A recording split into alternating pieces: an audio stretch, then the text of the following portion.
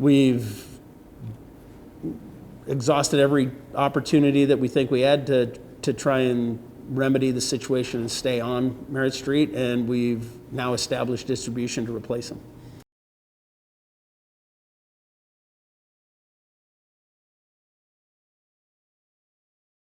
Let's start with the health of PBR in general. Tell me why you wanted to be in Fort Worth in the first place, and sort of what prompted those decisions. Well, Fort Worth is Cowtown, and the stockyards, in my opinion, are the last true bastion of authentic cowboy that you can find. And you know, as we take our sport property across this country from Madison Square Garden to downtown LA, and we're preaching the gospel of the cowboy hat and our cowboy values, you got to live it to be it, and it's right here. Is the sport growing? Sport's growing phenomenally. I mean, we set 33 records of attendance records across the U.S. in the early part of this year. The events we're going into this coming weekend are all significantly ahead of prior years, and our social's growing. Our TV audience, with a hiccup here in the middle of it, has been on fire and growing. And so, yeah, and we launched a PBR team series. We launched an entirely new series that just finished its third season, and we saw tremendous growth in the live events and the engagement from the fans. So we're on a roll, and we're going to stay on a roll. Why did you want the finals in Arlington at AT&T Stadium? Again, it's the center of cowboy culture, and it's just, we've had a long-standing partnership with the Dallas Cowboys and AT&T Stadium. I think it's probably 15 plus years that we've been doing events or close to it, and when we come here, we feel like we're at home. And so, what better place than to have your championships and your culminating event than home? There's a size component there too, where you can have a big crowd. I also have a big ass building that we can have an event in, and and it's given us the latitude to launch things like Kid Rock's Rockin' Rodeo. That was a huge success last year. We just announced year 2 coming up in May, and it's just the culture here and the people here. The view of the DFW metro area from all of our fans, whether they're in upstate Maine or Southern California, there's still a lot of romance about Texas and the DFW market, and we like taking advantage of that. Come out here and have a good time with some authentic cowboys. If you have a vision maybe for 5-10 years down the road, how would you like to grow and sort of build on this foundation you've laid here? I think that we're going to see expansion in the PBR team series. It's just been phenomenally successful in the first 3 seasons. We expanded going into the 3rd season from 8 teams to 10. I fielded numerous calls, including a random cold call this morning of people that want to buy expansion teams, and we're not quite there ready to expand again yet, but I think that you're going to see tremendous growth out of the PBR team series. Our media challenges, especially in light of some recent developments, give us something to work on, but we've been an established TV product for 33 years. Last year we delivered 31 million viewers across our CBS network broadcasts, and so it's a big audience for PBR and a big TV audience, and we've just got to keep working on the ways that we can streamline getting that to our fans, monetizing it in the right way, and making it worth our time and effort to do it from a business perspective. What did you hope to get from the partnership with Merritt Street? Merritt Street had a pretty compelling story as a startup network, and we knew we were taking a chance on a relatively young network, but they assured us, many times through the relationship between Dr. Phil and TBN and other investors, that the capability of them doing what they had to do to grow wasn't going to be an issue. I love the model. I think that the fast channel distribution model and the fact that they weren't bound by a lot of legacy media deals, it gave us an opportunity and them to reach a lot more homes, and we were doing that. It was certainly working. I think from a values perspective, with the network's focus on rural and suburban America and middle America, largely, which not all the media on the coasts always get the middle of America, but that's where a lot of our fans live, eat, live and breathe in communities from Sioux Falls, South Dakota to Kansas City, and we're all over the place. And so there were a lot of attractive things in the beginning that drew us to the network, and we had high hopes, and we were delivering against those. For the fans too, I mean, you not only were providing, better content, more deep content, but you are, you're putting the women's bull riding on TV. You're expanding sort of what is available out there.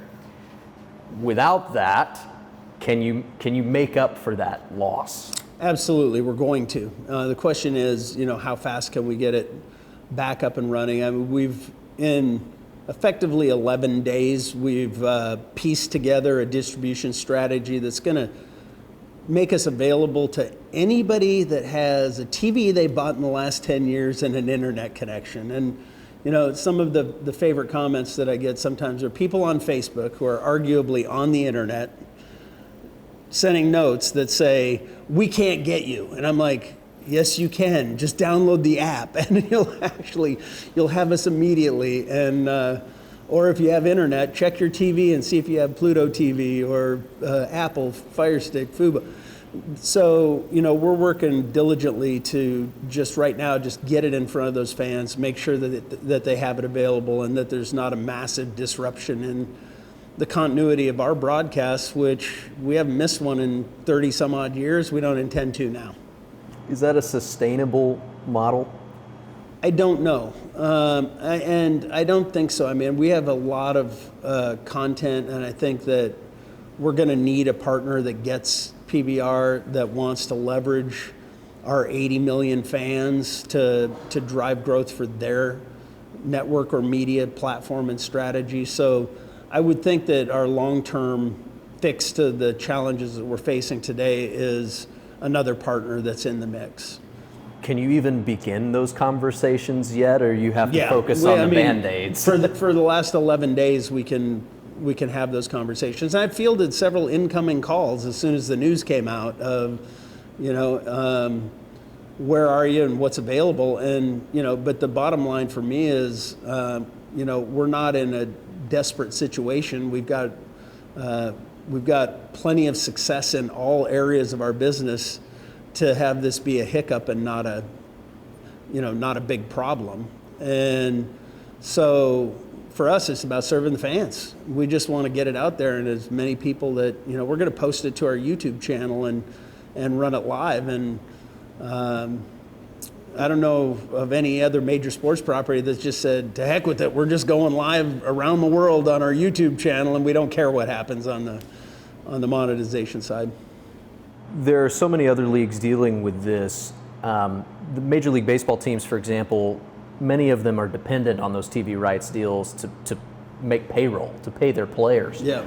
Is PBR as dependent on a TV rights deal like the one you have with Merritt Street to supplement revenue as some of these other leagues are? I think fortunately or unfortunately, depending on which side of the equation you're on, no. We've always been very dependent on our live events and the ticket sales from our fans across the country. We have 200 plus events just here in the US, and they drive a significant revenue stream for people that want to see it live. We've got a very robust sponsorship base, merchandise business, and media rights has never been, like for some other sports, the dominant revenue stream. So is it a problem? No. Is it a challenge, and does it hurt profitability and the long-term prospects of what we want to do in the media space? It's a challenge, but we're going to get through it, and we're going to come out the other side. And like any good cowboy should, we'll dust ourselves off, pull our hat down tighter, and figure out a better way to do it. So, what did you all bring to Merritt Street? Well, the metrics say that we had reached 2.4 million people, viewers. We were only 13 weeks into a long-term relationship. But in that 13 weeks, we reached 2.4 million viewers. 1.2 million of them came just for the PBR, and we were working to convert them into viewers of other programming and content on the network. We represented about, I think, 31% of their total content or viewership content. We dominated the weekends. There was nothing else on.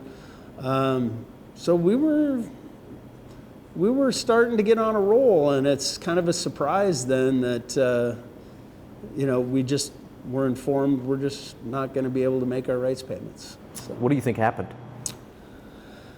I'm not going to speculate too much on, I think a lot of that's going to come out in a confidential arbitration and litigation process, but all I can tell you is we worked really hard for it to not get there. We over-delivered against our obligations. We were willing to make concessions that we offered up, and they were flatly rejected, and at the end of the day, don't know what the reasoning is, but when you can't fix it, you can't fix it. You gotta move on.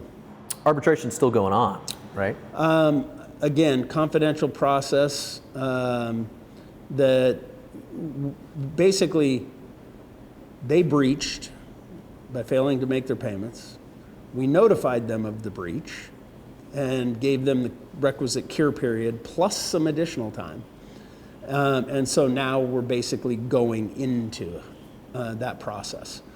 They've made some statements. We're astonished that we're not. I'm like, for 5 weeks we've been talking about this particular problem, and if you don't remedy it, we can't keep doing this. I mean, we ended up subsidizing a significant chunk of production to bring our fans the team's championships that we weren't getting paid for from anybody, and allowed them to continue on Merritt Street.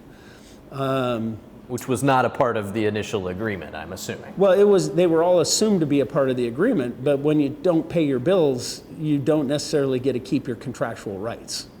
So we were put in a situation where, again, we put the fans first and said, well, we obviously can't do that, so let's get through this period of time and see if we can fix it in the very few short weeks we had between the team series and the Unleash the Beast, which kicks off this weekend. And so, in this very short window of time from mid-October, we've exhausted every opportunity that we think we had to try and remedy the situation and stay on Merritt Street, and we've now established distribution to replace them. Merritt Street said as part of their statement, too, that the facts are still in dispute here. Yeah, there's no facts that are not in dispute. Did not pay their bill, had a cure period. We had no choice but to terminate. The facts in the arbitration, and if they want to bring something up in that confidential proceeding, whatever, bring up whatever facts, but there are no facts in dispute. Did not pay, had a cure period, didn't cure the breach of the agreement, and left us literally with no choice but to terminate. None. They said they were astonished that we pulled the content. It's like, that's what the notice was. You didn't pay, we have to pull our content if you don't cure this breach. So I don't know how those facts could possibly be not in dispute somehow, but if they have other complaints of us, I guess we'll find out in this confidential proceeding. But we definitely delivered every single thing that we were required to, and then some, from PBR's perspective. Yeah, that was going to be my next question. As you could say that with confidence. Absolutely. There is not one thing that we fell short on in terms of our delivery obligations to them under the contract. Not one. So how disappointing is this, especially given that relationship that you thought you could have and reach middle America with this network, to have that fall apart? Well, it's really disappointing because not only that, but they're a Fort Worth-based company, and so we had hired a lot of people and brought a lot of people in to support and build around this multi-year partnership. And again, we're going to be fine. We've set up an edit suite right down the hall down here in about 5 days and gotten back up and running with all the things we have to do. But there was so much promise for the partnership. And really, that's what's the most disappointing thing is you look at truly all of the facts and the delivery and the alignment of values, the goals of their network and what PBR could bring to it. And it just makes me scratch my head and go, I don't get it, but if that's what we have to deal with, we'll move on. We talked earlier a little bit about other leagues that have tried to diversify their revenue streams. Do you guys have any plans to do that? Yeah, we're always looking for new ways to diversify. I think the launch of the team series was diversification. As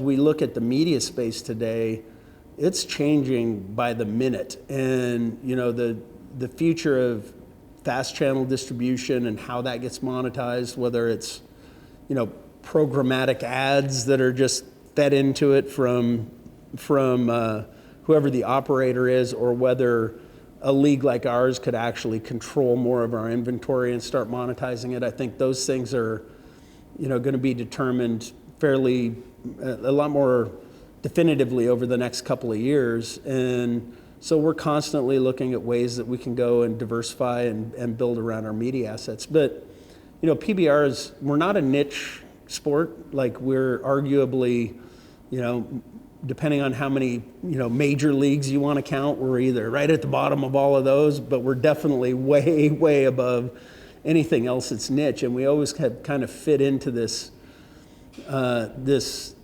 place in the sports universe where, we're not in as much demand as the NFL. I could argue that there's a couple other sports in the major list that we do better than in terms of ratings and TV, but it's never been a huge priority for a lot of the traditional media broadcasters. So I got to figure out ways that we can keep monetizing our media assets. But again, back to we're not dependent on those. So Right. It's a fortunate position to be in. Two more questions. First, do you anticipate that this issue with Merit Street, this problem, contractual issue, will eventually wind up in court and result in lawsuits? I think it will land in the legal process that's defined in the agreement to resolve it. But again, those are confidential. We're under confidentiality provisions, and I wouldn't speak to any of those processes or terms. But yeah, it's gonna have to be resolved because we delivered, they didn't. It's a contractual issue. Those are the facts. We get to pursue our rights. My last question is, I wonder if you have a message for anyone at Merit Street about this process? Best of luck, and we'll keep doing what we're doing, and we wish...